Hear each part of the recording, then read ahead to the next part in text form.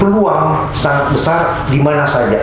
Kalau misalnya masalah perbankan, dari jurusan atau bagaimanapun kita semua terbuka dalam hal itu. Karena semua dalam perbankan tentu butuh yang menguasai teknologi.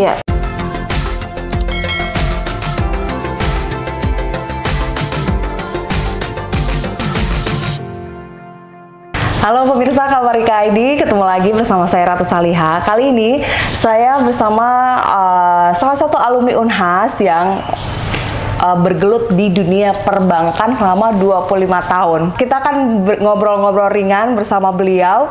Saya sudah bersama beliau di kantornya Bapak Andi Hudli Huduris. Apa kabar? Alhamdulillah, kabar baik.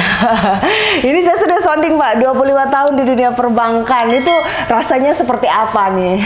Aduh, luar biasa memang, ya tentu banyak suka duka, tapi lebih banyak sukanya. Sukanya ya. Apalagi kalau kita sebagai alumni Unhas dan berkiprah di daerah Sulawesi Selatan, tentu lebih enak lagi karena lebih enak. Memperluas jaringan itu tidak sulit. Oke, baik. Awalnya terjun ke dunia perbankan itu gimana ceritanya, Pak? Jadi alhamdulillah tahun 97 saya lulus dari Fakultas Hukum Unhas. Oke, berarti backgroundnya hukum? Hukum, Fakultas Hukum. Saya alumni tahun 91. Baik. Selesai karena suka di kampus. Jadi 97 bulan Juni saya tamat dan setelah wisuda saya melamar di Panin Bank. Alhamdulillah langsung diterima dan saya pertama bekerja itu pada tanggal 23 Juni. Oh, masih ingat sampai sekarang 23 Juni. Berarti bulan lalu tepat 25 tahun ya. Baik, langsung. Berarti daftar itu langsung lulus, itu di posisi apa waktu itu? Pertama saya dipercayakan di account officer. Pada saat itu saya juga bingung, account officer ini apa? Padahal kan ekspektasi saya adalah bagaimana bekerja di Panin itu yang berhubungan dengan dunia hukum. Baik. Nah, background saya Fakultas Hukum. Tetapi setelah saya jalani, ternyata account officer ini adalah orang yang melakukan maintain terhadap account dari nasabah, khususnya nasabah kredit. Saya baru tahu tuh, saya juga sempat frustrasi pertama. Nggak search sebelumnya atau gimana? Ya kan dulu beda dengan sekarang. Baik. Ada informasi, tapi saya coba cari informasi dari saudara dan teman-teman sebelumnya, account officer itu apa? Sampai, oh ya seperti marketing begini. Sehingga saya coba jalani dan alhamdulillah saya bisa geluti di situ dengan hati yang senang, semangat.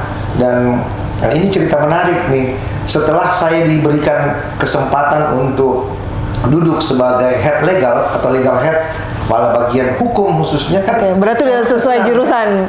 Tapi justru saya bilang sama pada saat itu almarhum Pak Oniga, Pak, boleh enggak saya masih tetap sebagai account officer? Itu kenapa? Ini kan karir untuk naik. Terima kasih Pak, tapi saya senangi ini bidang posisi marketing. Jadi memang saya juga sadar di situ bahwa ternyata bidang ilmu kita tidak selamanya bisa kita jalani sesuai dengan kondisi pada saat itu.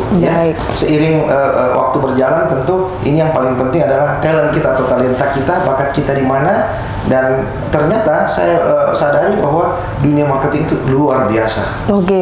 Kira-kira apa yang membuat Pak Hudli tertarik di dunia marketing? Pertama adalah bertemu banyak orang. Kemudian persoalan setiap hari itu pasti berbeda. Jadi kita ditantang untuk melakukan satu problem solve atau satu solusi terhadap persoalan yang ada, karena kita bertemu dengan berbagai macam dunia usaha, berbagai macam karakter pengusaha, sehingga kita juga dilatih untuk bagaimana cara mengetahui bisnis secara detail masing-masing orang. Tapi kunci dari hal tersebut adalah bagaimana relationship kita di luar terhadap orang. Kemudian dari relationship itu tentu terjalin satu networking. Networking ini yang bisa memberikan support atau dukungan terhadap apa yang dunia pekerjaan apa yang kita geluti. Nah, jadi saya alhamdulillah banyak teman yang membantu pada saat saya minta tolong ke mereka, ayo tolong dong kalau bisa berhubungan bermitra dengan Penin, Penin Bank. Kemudian ayo bagaimana kita sama-sama mencari solusi. Banyak teman-teman developer pada saat itu punya tanah, kemudian kita diskusikan membuat satu properti, sehingga ya alhamdulillah sekarang nasabah Penin ya sudah cukup banyak. Baik. Saya tadi lupa memperkenalkan, beliau adalah Regional Manager Kawasan Timur Indonesia, benar ya Pak? Ya. Itu jadi dari account officer kemudian sampai ke posisi bisa dikatakan head di daerah pemimpin wilayah ya. Itu gimana Pak prosesnya? Prosesnya tentu tidak mudah. Iya, baik. Ya, sehingga pada saat saya di marketing, kemudian dipercayakan sebagai account officer, kemudian dipercayakan untuk sebagai head consumer. Consumer itu membawahi KPR dan KPN. Berarti beda bidang lagi? Ya, kredit pemilikan rumah dengan kredit pemilikan mobil. Baik. Itu retail. Kemudian habis itu saya dipercayakan sebagai relationship head customer, yaitu menangani funding. Kita cari duit nih, ada yang mau menabung apa semua deposito. Kemudian diangkat sebagai commercial banking, yaitu menangani skopnya lebih besar lagi tentang kredit usaha. Setelah itu saya dipercayakan menjadi business banking manager. Business banking manager ini membawahi semua antara funding dan lending, berarti pendanaan dengan perkreditan. Nah, setelah itu saya dipercayakan sebagai deputy branch manager. Pada saat itu branch manager Pak Oniga Pak almarhum, dan dari deputy saya menjadi branch manager. Hanya selang waktu yang singkat saya dipercayakan untuk membawahi atau mengkoordinir kawasan timur Indonesia. Ini Makassar, Manado, Palu, Kendari, Gorontalo, Ambon, kemudian Sorong, Jayapura, dan baru-baru ini saya dipercayakan untuk mensupervisi Palangkaraya. Tapi ya tentu yang saya bilang tadi bukan hal yang mudah. Saya bersyukur bahwa career path kita di Penin Bank sangat jelas, yaitu kontribusi apa yang kita telah berikan ke perusahaan tentu akan mendapat apresiasi dari manajemen ataupun direksi. Berarti sesuai dengan kinerja, kemudian dapat award untuk diri sendiri gitu ya Pak. Baik, nah dari itu tentunya kendala yang paling besar ketika berkarir di dunia perbankan itu seperti apa Pak? Banyak ya. Yang itulah saya yang paling dinamika dan tantangan bagi kita semua. Karena kalau tidak ada kendala kan ya kurang asik juga. Benar, problem solve-nya gimana Pak ketika itu? Jadi banyak persoalan tentu dalam dunia perbankan, baik itu masalah kredit bermasalah atau ada nasabah yang memungkinkan satu solusi. Ya kita coba pendekatan secara kekeluargaan. Saya sudah sampaikan ke tim saya seluruhnya bahwa dalam mencari satu solusi tentu bagaimana kita melakukan pendekatan dulu ke orang tersebut sehingga kita bisa berdiskusi secara kooperatif. Kalau memang bisa diselesaikan dan dicarikan solusi yang terbaik, win-win solution, tentunya itu yang diharapkan. Bukan hanya dari sisi perbankan kita yang mendapatkan hasil yang baik, tetapi mereka juga tentunya. Jadi banyak persoalan tentunya, tetapi tentu dihadapi dengan tabah dan tentu dengan dukungan support dari seluruh tim dan keluarga tentunya. Segala sesuatunya bisa kita carikan solusi. Baik, komunikasi ya intinya untuk keluar dari sebuah masalah. Nah, dari 25 tahun itu bisa dikatakan konsisten di satu perusahaan gitu ya, tempat kerja itu kalau biasanya kan agak sulit gitu ya Pak, untuk tidak semua orang mampu melakukan itu. Nah, ini gimana Pak? Kalau Bapak sendiri itu kunci ketika harus konsisten di satu perusahaan sampai 25 tahun itu gimana Pak? Alhamdulillah, Panin Bank ini tempat tentu kami berkarya, berkarir, dan inilah yang memberikan kami rezeki untuk keluarga tentunya, sehingga kami juga tentu, atau saya sendiri juga tentu akan melakukan hal yang maksimal apa yang bisa saya berikan kepada Panin Bank. Karena terus terang saya lihat ada beberapa teman juga yang dari satu tempat ke tempat lain, berpindah-pindah, tempat lain, mungkin berbeda. Culture di Panin itu adalah culture kekeluargaan, kekeluargaan cukup tinggi. Boleh dilihat hampir seluruh Indonesia, para cabang itu lama dalam satu tempat. Sama di kawasan timur ini, ada yang bahkan sudah 17 tahun nggak kemana-mana, para cabang di situ 14 tahun, ada yang 20 tahun. Saya juga begitu. Apa yang mendasari saya tetap untuk tinggal di Panin, bekerja di Panin adalah hanya satu kata, cinta. Cinta. Baik, cinta terhadap Panin dan perusahaan dan juga pekerjaan ya Pak. Cinta, sarang ya. Oke, baik Pak. Nah, tapi backgroundnya hukum. Dari keluarga sendiri apa memang ada latar belakang dari dunia perbankan atau seperti apa? Nah, itu dia. Jadi memang itu kita selalu terpengaruh ataupun pengaruh itu datang dari lingkungan. Keluarga saya, kakak, ipar, kemudian beberapa memang kerja di dunia perbankan. Saya pada saat masuk SMP dulu antar kerja ke salah satu bank. Kemudian saya punya cita-cita bahwa nanti kalau misalnya saya sudah kuliah dan saya sudah tamat, saya juga ingin kerja di bank. Kerja di bank. Betul. Jadi itulah yang mungkin mendasari, dan kita sebagai manusia kalau ada satu keinginan dan kita fokus ke situ, insya Allah akan bisa terwujud. Berarti memang cita-cita dari dulu ya Pak untuk berkarir di dunia perbankan. Polisi, ibu jaksa. Anaknya jadi di dunia perbankan. Baik Pak, 25 tahun itu tentu bukan waktu yang singkat ya Pak, apalagi bergelut di dunia perbankan. Nah, tantangan pasca COVID ini gimana Pak melihat situasi perekonomian? Jadi tentu hampir dialami oleh semua industri perbankan Memang 2 tahun ini tahun yang sangat berat bagi kita. Tetapi sekali lagi dengan kekompakan, tentu kemudian support dari direksi, tentunya dari kantor pusat, sehingga mengarahkan kita strategi apa yang diterapkan di 2 tahun selama pandemi ini. Pandemi belum berakhir, tapi kita harus menyikapi tentu dengan berbagai macam strategi. Setelah kondisi ini, pada saat terjadi pandemi yang lalu, kami terus menjalin komunikasi dengan nasabah. Kami terus hadir di pasar, dalam artian Panin harus selalu diingat. Sehingga pada saat alhamdulillah saat ini akan segera pulih, kami tidak baru bergerak, tapi sudah melakukan langkah-langkah tentu yang langkah-langkah antisipatif apabila pandemi ini sudah berakhir. Dan alhamdulillah sekarang sudah hampir berjalan dengan normal, namun memang masih ada beberapa hal yang tentu perlu kita diskusikan, perlu kita bicarakan, sehingga kita bisa dengan mitra ini bisa berjalan berbarengan dengan hasil yang baik. Baik, jadi komunikasi kuncinya dengan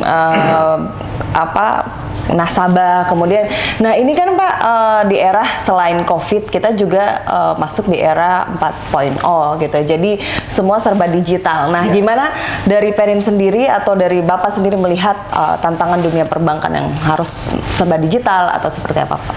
Jadi tentu kondisi sekarang memang menuntut kita untuk bagaimana menguasai digital banking.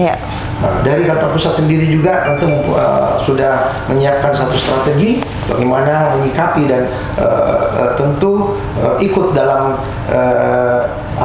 persaingan digital banking ini. Begitu juga kita. Sekarang kan kita lihat anak-anak yang kaum milenial, kita katanya dibilang kaum kolonial. Kaum milenial ini memang semuanya ingin serba instan. Cashless. Semuanya. Tetapi satu yang harus mereka perhatikan adalah bagaimana fokus terhadap apa yang digeluti. Karena kalau dengan instan tersebut kan setiap saat ini berubah terus, sehingga kalau dia tidak fokus dalam satu bidang, tentunya pada saat ada perubahan ini akan frustrasi kalau ingin diikuti semua. Saya menyikapi juga dengan menyiapkan, mempersiapkan diri, tentu harus update dengan apa yang ada sekarang. Ya, sekarang apa yang tidak bisa, semua kita tinggal buka gadget terus atau informasi dari website atau semua bisa kita dapatkan informasinya. Apa yang mereka bisa lakukan, tentu kita juga bisa lakukan. Tetapi ya kita harus memang melek teknologi dalam hal ini. Caranya bagaimana? Setiap perkembangan yang ada kita harus lihat, kemudian kita harus analisa sikap apa yang harus kita lakukan, sehingga menghadapi persaingan ini tentu bukan satu hal yang sulit, tetapi ayo kita sama-sama tentu persaingan yang ada ini memberikan satu benefit kepada siapa? Kepada masyarakat. Setiap industri perbankan atau industri keuangan lainnya melakukan satu persaingan, tentu ini kan kalau ini bagus, kita juga mau bagus, ini bagus, yang untung adalah masyarakat. Benar. Ya, untung ada masyarakat, dan kalau saya pribadi adalah itu saya buat sebagai motivasi untuk berkembang lebih baik lagi ke depan. Nah, kehadiran dengan e-money kemudian atau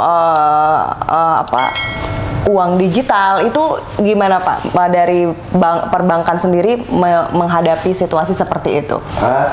Ini kan kita tidak pernah menyangka bahwa akan terjadi pandemi seperti ini. Namun regulator pada sebelumnya juga sudah mengatur bahwa akan digital banking ini akan diberlakukan, kemudian dengan adanya e-money apa segala digital ini prediksinya nanti, tetapi kenyataannya lebih cepat digunakan, sehingga memang itu bukan tidak ada yang kebetulan. Allah sudah mengatur tentunya apa yang akan terjadi, dan siapa yang tidak siap ya tentu akan tertinggal. Makanya saya bilang kita harus selalu terupdate dengan informasi yang ada, selalu terupdate dengan hal-hal yang didiskusikan, karena sekali lagi sangat mudah mendapatkan informasi apa saja sekarang. Kita tinggal cari keyword kata kuncinya, masukkan, semua akan muncul. Baik, nah perbedaan yang paling signifikan yang Bapak rasakan sendiri selama 25 tahun itu dari era misalnya sebelum ada digital money, kemudian sampai sekarang itu gimana Pak perbedaannya? Transaksi bisa lebih cepat. Kemudian antrian di kantor juga bisa dikurangi. Kemudian yang paling penting adalah masalah keamanan dalam bertransaksi. Tentu semua industri perbankan telah memperhitungkan risiko-risiko yang akan terjadi apabila digital banking ini dilaksanakan. Tetapi sekali lagi ini merupakan tantangan bagi kita semua, bagaimana menyikapi kondisi saat ini, dan tentu juga tim kita selalu melakukan diskusi-diskusi, melakukan update terhadap apa yang terjadi di lapangan, sehingga perbaikan-perbaikan dari setiap tim tentu akan disampaikan pada saat kita melakukan pertemuan ataupun meeting, dan mereka selalu bertanya, ini bagaimana kita menyikapi, bagaimana solusinya ini. Kami dari manajemen punya tanggung jawab bagaimana membekali mereka untuk menguasai pasar. Jadi enakan mana Pak? Dunia perbankan zaman dulu atau adanya era digital ini?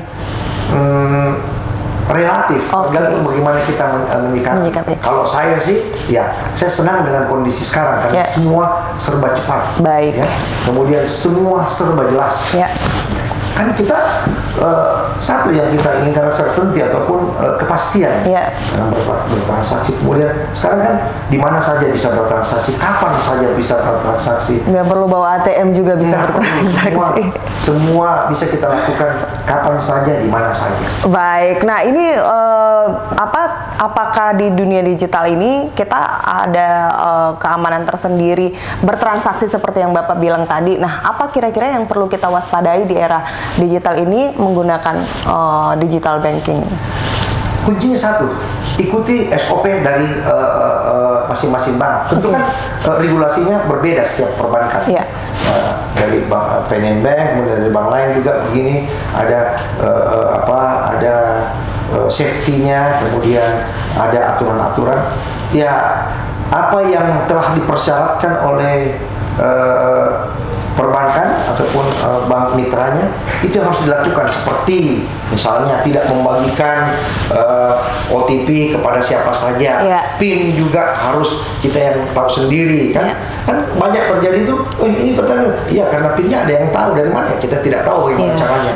Yang jelas kami yakin, seyakin-yakinnya bahwa apabila nasabah ataupun masyarakat mengikuti aturan main atau rule of the game dari setiap apa yang disampaikan, insya Allah kejadian-kejadian tersebut tidak terjadi. Baik, berarti harus ketat ya SOP-nya Pak. Ya, itu jangan sampai karena harus disiplin kita, jangan memberikan kalau kita berikan ke satu orang akan tersebar kemana-mana. Baik, karena biasanya juga ada kayak cloning rekening, itu gimana sebenarnya sih Pak? Ya, untuk itu ya situasi saya bilang tadi, kalau misalnya sesuai SOP sih nggak akan terjadi seperti itu ya. Baik. Ya. Nah, dari dunia digital ini kemudian pasti dari lingkup kerja juga ada perubahan gitu ya Pak. Nah, perubahan generasi, misalnya yang kita bilang sekarang ini generasi Z dalam bekerja di dunia perbankan dengan generasi sebelumnya tuh yang Bapak sendiri rasakan seperti apa? Nah, yang saya lihat adalah masalah ketelitian dalam memahami satu persoalan ataupun satu kejadian. Jadi memang bukan berarti yang sekarang tidak bagus, tetapi mereka juga tentu punya pengertian tersendiri bagaimana menyikapi hal tersebut. Tetapi tentu seperti yang seangkatan dengan saya, ada rasa, kan usia juga pasti berbeda. Kita mungkin lebih was-was, lebih teliti, kemudian lebih sabar dalam menghadapi satu permasalahan atau kejadian, sehingga perbedaan dengan yang saat ini memang mau cepat, memang bisa menguntungkan kalau tidak terjadi sesuatu. Tapi saya juga tetap menyampaikan pesan bahwa kalian tetap harus teliti. Mau cepat, oke. Tetapi dibarengi dengan ketelitian tentu akan lebih baik lagi. Baik. Nah, dari generasi muda yang kira-kira yang pengen terjun di dunia perbankan itu punya pesan sendiri nggak Pak untuk kira-kira yang ingin terjun di dunia perbankan? Saya titip pesan bahwa peluang sangat besar di mana saja. Kalau misalnya masalah perbankan, dari jurusan atau bagaimanapun kita semua terbuka dalam hal itu, karena semua dalam perbankan tentu butuh yang menguasai teknologi, kemudian butuh tentang akuntansi, hukum dan lain-lain sebagainya, sosial, politik. Jadi title yang disandang oleh mereka itu bukan harga mati bahwa hanya bergelut di bidang itu. Khususnya perbankan, ayo silakan.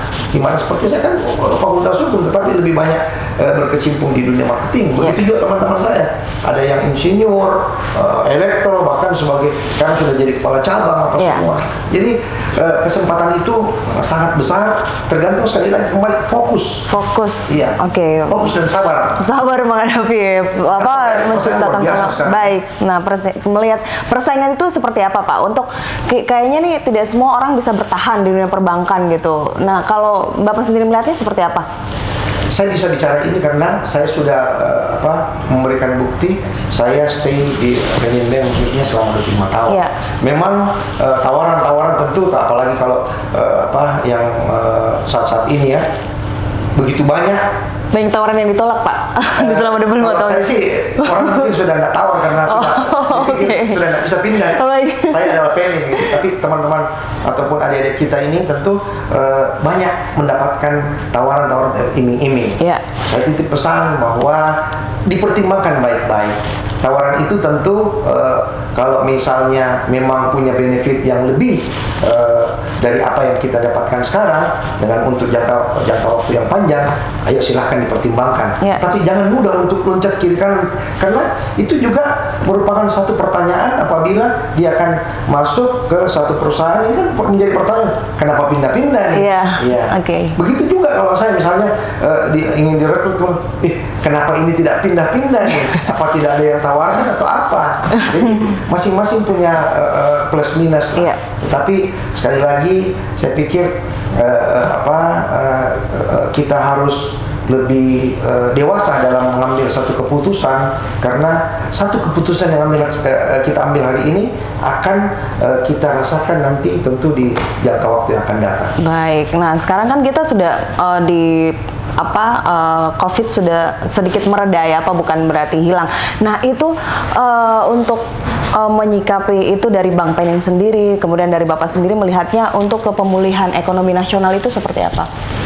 Saya yakin bahwa pemerintah telah memikirkan langkah-langkah dalam hal pemulihan ekonomi nasional, dan kami tentu dari perbankan khususnya siap berkontribusi dan memberi support pada pemerintah, tentu dengan turut serta atau terlibat dalam pemulihan ekonomi tersebut, yaitu kita lihat dunia usaha mana yang perlu disupport, kemudian bidang mana yang perlu kita fokus, yang mana kita prioritaskan segmen mana nih, sehingga dengan bersama-sama tentu kami di sini ada Perbanas Sulsel BNPD, saya juga terlibat dalam organisasi tersebut, selalu melakukan diskusi dengan regulator dalam hal OJK dan Bank Indonesia, bagaimana kita bersama-sama khususnya memikirkan pertumbuhan perekonomian di Sulawesi Selatan. Baik, nah kalau sebenarnya masih aman nggak sih posisi kita di saat ini Pak dengan pasca COVID di Indonesia? Alhamdulillah saya sangat yakin. Optimis, karena pemerintah sudah memperhitungkan atau mempertimbangkan matang-matang strategi apa yang akan dilakukan, sehingga dengan segala keyakinan insya Allah Indonesia bisa bangkit dari pasca 2 tahun terakhir ini. Baik, kira-kira untuk rakyat biasa seperti kita nih Pak, untuk berkontribusi dalam pemulihan ekonomi nasional itu harus gimana nih? Harus rajin belanja. Oke, berarti harus rajin bekerja juga ya Pak. Bisa melihat peluang-peluang yang ada. Kita lihat kan teman-teman melihat ada ini peluang ini, ayo rame-rame di situ, bisa gabung kemudian melakukan satu usaha, melakukan satu bisnis. Sehingga ya sekali lagi saya bilang kembali, yang merasakan manfaatnya adalah masyarakat. Baik. Orang berlomba-lomba bersaing ingin memberikan yang terbaik, yang untung ada masyarakat. Baik. Saya senang itu. Gitu. Baik. Nah, selain bergelut di dunia perbankan, Bapak juga punya hobi olahraga ya? Atau hobi otomotif? Saya juga di ini alhamdulillah 4 periode sebagai ketua harian, mendampingi Pak Sadikin Aksa, kemudian harus di Mase 1 periode, terus 2 periode dengan Pak Subhan Aksa. Karena apa? Saya bilang juga dalam satu organisasi, kalau kita memang hobi, kita akan jalankan dengan baik. Begitu juga di dunia softball dan baseball. Saya alhamdulillah percaya sebagai Sekretaris Jenderal Perbasasi Indonesia, dan sampai saat ini masih cukup aktif. Cukup aktif ya, luar biasa ya. Banyak sekali. Ini ada sepeda juga di sini. Aktif di sepeda juga Pak? Ya, kita sepeda sebagai olahraga juga dan sekalian berdagang. Gak jauh-jauh ya dari berdagang. Makanya saya harus selalu melihat peluang. Oke, baik, luar biasa. Di belakang juga ada miniatur mobil, koleksi. Hobi koleksi dari dulu ya hobinya Pak? Iya, saya sejak sebelum kerja juga sudah koleksi kecil-kecilan. Baik. Karena memang saya betul-betul suka dunia otomotif. Baik, luar biasa sekali. Terakhir nih Pak, melihat geliat IKA Unhas seperti apa? Mungkin ada pesan tersendiri untuk kepengurusan ini atau seperti apa? Alhamdulillah, pertama-tama saya ucapkan tentu terima kasih bisa ikut dalam kepengurusan IKA Unhas, dan saya sangat berkeyakinan bahwa IKA Unhas ke depan ini akan lebih baik, tentunya tambah baik, support dari pengurus lama tentunya, dan kami lihat saat ini pengurus sangat serius dan fokus terhadap yang pertama sesuai dengan bidang saya, masalah pertumbuhan perekonomian.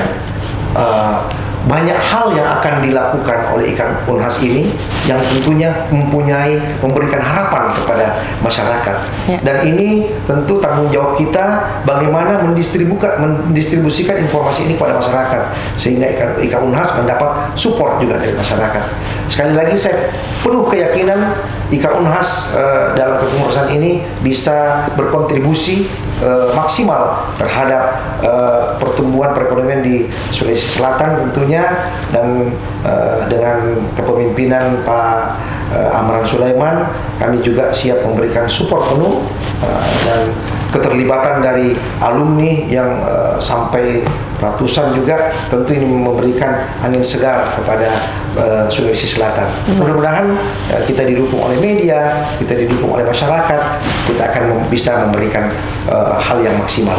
Baik, terima kasih banyak Pak Hudli atas waktunya hari ini sudah berbincang bersama kita di sini. Demikian perbincangan saya bersama Andi Hudli Hudori selaku Regional Manager Kawasan Timur Indonesia Benin Peng. Sampai jumpa.